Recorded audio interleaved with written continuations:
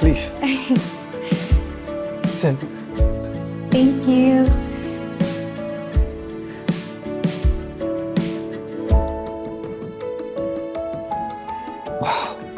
You look so gorgeous. Thank you. Pero mas bagay yata kung wala.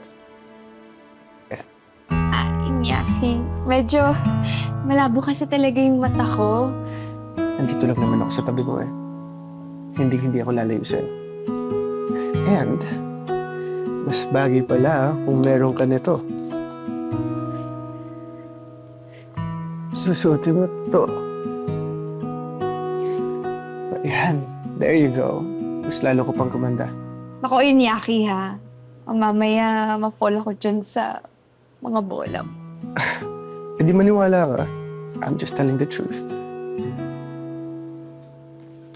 Okay. So, let's see? Yeah, sure. Okay.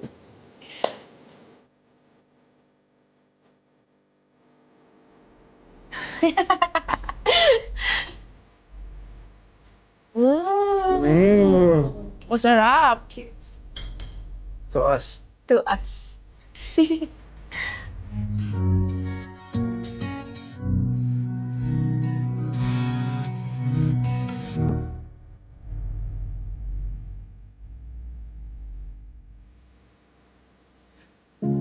Can I have this dance?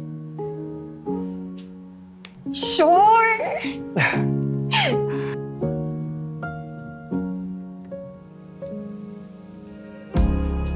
Betty,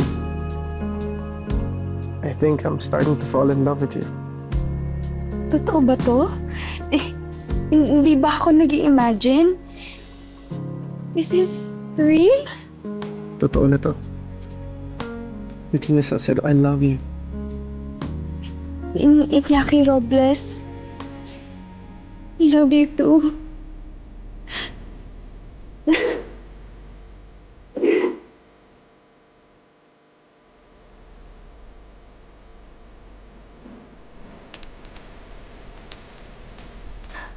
Sa wakas, natapos ko rin.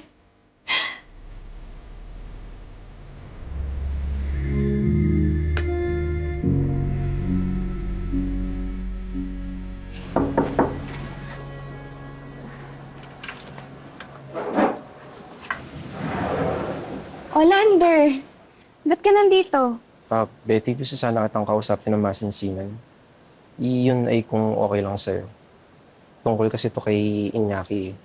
Sige, oo naman. Ano yun? Betty, alam kong mahal mo si Insan pero meron ka kasing kailangan malaman tungkol sa kanya. At alam ko unfair kasi to sa yung lahat. At mas bagay kung wala sa'yo to. Sorry, anong unfair? Hindi ko magets. Lander, Diba tinanong mo ko sa klinik kung magugustuhan ka ni Insan? Hindi niya magugustuhan. Ang totoo kasi niyan, hindi siya magkakagusto kahit kanino. Kasi, in love pa rin siya kay Mira. sino si Mira? Kababata namin to si Mira. Noon pa man, mahal na to ni Inyaki. Kaya nga nung nasa tamang edad na sila, niligawan niya agad si Mira eh. Sinagot naman siya.